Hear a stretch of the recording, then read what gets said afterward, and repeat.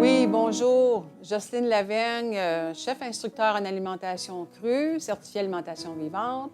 Je suis ici aujourd'hui en collaboration avec le Lachine Lab, le Food Lab de Lachine Lab, dans le fond, pour des petites capsules d'intérêt général pour vous faire connaître des produits que vous connaissez peut-être ou que vous ne connaissez pas, mais qui sont classés dans les herbes médicinales ou des super aliments ou des alicaments. Il y a plusieurs façons de nommer les hautes propriétés de beaucoup de ces herbages-là qu'on connaît, puis qu'on peut utiliser facilement chez soi, qui aident à la meilleure santé intérieure, au bien-être général. Donc, on sait que le curcuma, qui vient des pays tropicaux, ça ne pousse pas naturellement au Québec. Le curcuma est souvent importé sur deux formes. Donc, on voit de plus en plus, c'est soit sous la forme de poudre de curcuma. Ça veut dire que ce sont des racines fraîches qui ont été séchées, en théorie au soleil ou à basse température, en théorie, et qui ont été mis en purée ensuite pour consommer. Donc, ce sont les deux formes les plus courantes qu'on voit actuellement au Québec, qu'on connaît. C'est sûr qu'il y a beaucoup de compagnies qui vous vendent des comprimés déjà faits d'avance avec des... On peut s'en faire nous-mêmes, je vais vous expliquer tantôt. Puis, il y a beaucoup de dérivatifs aussi associés à ces produits-là. Mais le curcuma, il y a des propriétés hautement inflammatoires, anti-cancer, antidépresseur, antidouleur, c'est une bonne source de vitamines, ça aide les problèmes digestifs, ça aide la santé de l'intestin. Tout ce qui aide la santé de l'intestin va aider à la santé des émonctoires. Ça veut dire le foie, les reins, les autres secteurs qui vont aider à sortir les toxines quand l'intestin est surchargé. De plus en plus, la médecine scientifique se tourne vers la santé de l'intestin pour la santé globale du corps, autant en mode de prévention au niveau des problèmes mentaux, de plus en plus de recherches scientifiques à ce niveau-là, que la santé globale intérieure du corps. Souvent, l'inflammation interne, comme disait Mme Jacqueline Lagacé, est non mesurable.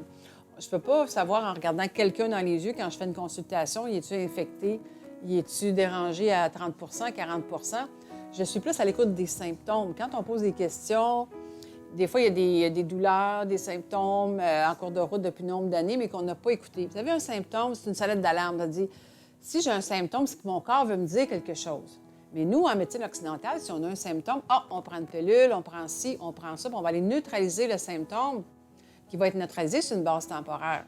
Mais il va revenir parce que le corps commence à dire, « Hey, écoute-moi, là, je crie au secours, tu viens de mettre un bouchon un plaster sur le bobo, mais le bobo est encore là. » Donc, il va revenir un autre tantôt quand il va avoir une émotion importante ou autre chose, quand ça va être saturé au niveau intestin, il va sortir ailleurs. C'est une question de temps que ça se manifeste. Des fois, ce n'est pas instantané, ce n'est pas en 5 minutes, mais ça peut être en termes de mois ou d'années que ça va prendre un autre chemin.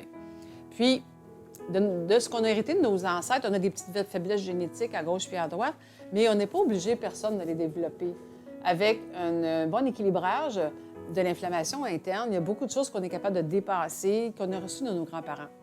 Moi, j'ai reçu du diabète et de l'arthrite de ma famille, mais je n'ai pas développé le diabète parce que j'ai amené une correction alimentaire depuis des années, puis je n'ai pas cette difficulté-là. Mais quand j'avais des périodes de stress antérieurement dans mon ancienne vie, quand j'étais plus jeune, j'étais de mère monoparentale, 3 enfants, famille d'accueil, tout ça, j'en ai eu certaines périodes de stress avec mon travail. Puis, j'ai fait des crises d'hypoglycémie. Donc, ça m'a amené à dire qu'est-ce qui m'amène à ce niveau-là, comment l'importance du stress dans ma vie m'a fait développer ça, c'est la partie plus faible de moi. Puis avec la correction alimentaire, j'ai dépassé la possibilité de faire du diabète. Mais je pourrais en faire actuellement diabète de type 2 parce que j'avais une prédisposition de ma mère. Pareil pour l'arthrite. Donc, c'est ce chemin-là maintenant que j'ai adopté depuis plus de 30 ans, ceux qui ont écouté la biographie, parce que je vois des résultats à court terme, moyen terme et long terme. Le curcuma fait partie de bouillon que je suggère aux gens quand je fais des stages détox et remise en forme. À tous les jours, on prend un bouillon anti-inflammatoire, puis le curcuma en fait partie pour ses propriétés hautement anti-inflammatoires. Avec tout ça, on vous amène des outils par la connaissance, par des choses qu'on ne connaît pas. Fait qu'on peut venir au monde avec les choses qu'on ne sait pas. Il faut les apprendre en cours de route. Puis quelquefois, ce n'est pas toujours révélé dans notre éducation ou dans les cours qu'on a suivis ou peu importe. Donc, mon mandat, c'est de faire connaître ces éléments-là qui sont sur votre chemin. Puis souvent, quand on ne connaît pas, on n'est pas porté à acheter parce qu'on ne sait pas quoi faire avec. Fait qu'en ayant des formations pratiques, ça aide, ou quelqu'un qui nous l'explique, ça aide à mieux fonctionner. il y a quelque chose qui est vraiment intéressant, c'est le lait d'or. On appelle ça un lait d'or parce que c'est jaune. On prend un lait végétal, soit commercial ou qu'on fait soi-même. On le fait chauffer un peu sans faire bouillir. On met une cuillère à thé d'huile de coco ou une autre huile végétale que vous aimez de bonne qualité. Puis, on fait chauffer ça, on réchauffe ensemble. Puis, on met une cuillère à thé de curcuma en poudre ou fraîchement râpé, comme on veut. Puis, on met ça ensemble dedans. Ça va venir colorer votre lait végétal un petit peu jaunâtre. C'est pour ça qu'on appelle ça un lait d'or. Puis, vous le buvez tranquillement tous les jours. Vous pouvez en prendre une fois par jour ou une fois 2 jours, comme vous aimeriez. Ça peut être une excellente recette. D'ailleurs, sur Internet, c'est très facile de trouver plusieurs recettes de lait d'or. Rappelez-vous qu'on ne fait jamais bouillir un lait végétal, du même principe que quand on a fait une infusion. On fait toujours une eau chaude non bouillante sur des herbes ou des trucs qu'on met ensemble pour ne pas perdre les principes actifs. C'est dans ça qu'on va aller chercher le pouvoir antioxydant de certaines choses. Si on fait bouillir, on va perdre. C'est sûr qu'on a encore des fibres, des minéraux, mais la partie importante, les vitamines, les enzymes, tout ce qui est vivant a des enzymes. Donc, on s'en va dans le mode le moins transformé possible. Puis, on utilise le plus frais possible dans notre alimentation. Puis, si on défait quelque chose, il faut le consommer en dedans de 15-20 minutes. Vous savez, quand vous avez une pomme verte, vous la coupez en 2 ou en 4. Après 15 minutes, elle va être brune. Donc, c'est ça le principe de l'oxydation, de l'exposition à l'air. Mais si on prend des racines de ça, puis là, on le fait en rondelles, puis on ne l'utilise pas tout de suite. On va dire, bien, je vais attendre, dans 1 heure, je vais être prête à faire ma recette. C'est pas gagnant.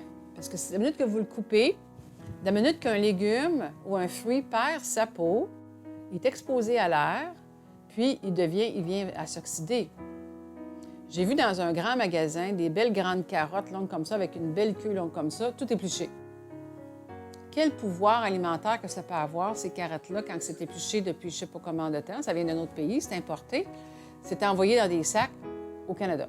Puis là, vous achetez ça dans un magasin qui vous vend ça, que ça a été passé combien de temps dans des camions ou dans le transport, on ne sait pas. Est-ce qu'il y a beaucoup de vitamines, vous pensez, dans ça? On achète ça pour supposer des bonnes valeurs, mais finalement, le fait qu'il n'y ait plus la peau, il est non protégé. Il a perdu. Oui, il vous reste les fibres et les minéraux, mais les vitamines qu'il pouvait avoir intéressantes ne sont plus là. C'est pareil pour n'importe quelle chose. Donc, si vous achetez, prenez de la belle salade de votre jardin, vous la coupez, vous pouvez faire un liquide avec ça. Comme j'ai une dame voisine de moi qui n'a plus d'estomac. Ce qu'elle peut faire, elle a beaucoup de laitue. Elle prend sa laitue de son jardin biologique, elle peut la couper en petits morceaux, la passer au blender avec de l'eau, parce que ça fait une espèce de bouillon vert, un smoothie, qu'elle peut boire, puis il n'y aura pas d'interférence avec son estomac, qu'elle ne peut pas consommer des feuillages pour le moment. T'sais. Ça peut être une autre façon de faire les choses. C'est pour ça qu'on dit toujours de manger le moins transformé possible. Maintenant, l'alimentation commerciale, industrielle, elle est transformée. Elle est transformée de bien des façons. Il y a des additifs pour la conservation. Si vous achetez des produits sur une tablette d'un magasin que ça fait une date d'expiration de 3 à 5 ans, dites-vous qu'il y a des produits chimiques là-dedans qui empêchent que ça change de goût ou ça change de couleur ou peu importe, pour que ça reste longtemps sur les tablettes. Okay? À ce moment-là, le moins transformé possible, même dans les produits naturels, le moins transformé possible.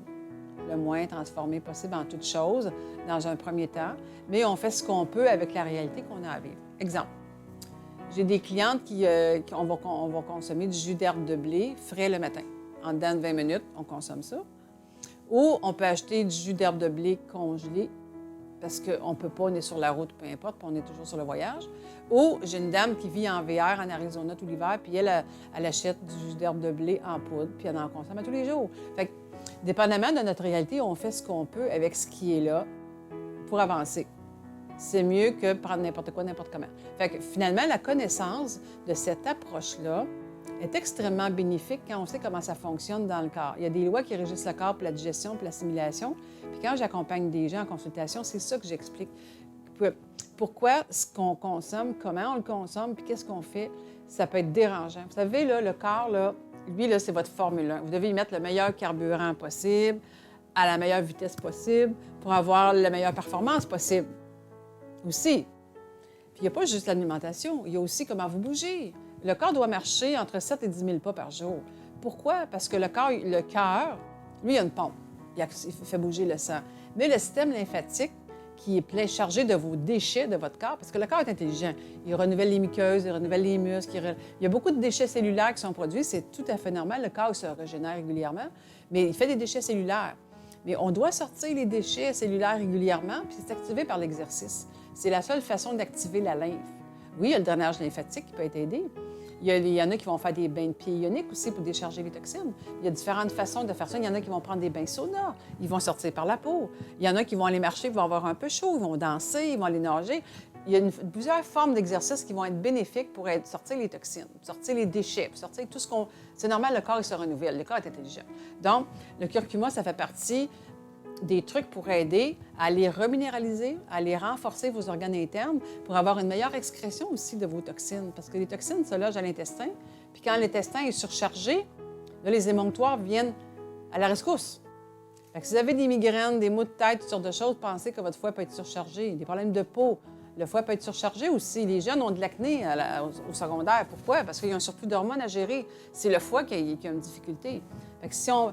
j'ai connu un monsieur qui avait des migraines depuis 20 ans. Depuis qu'il prend le jus d'un demi-citron le matin dans un verre d'eau tiède, il a libéré une grande partie de ses migraines, tout simplement. Fait que, il y a des choses à connaître pour aider le corps à différents niveaux. Si vous avez des symptômes, dites-vous que votre corps vous envoie un message. C'est un symptôme à écouter et non pas un symptôme à enterrer.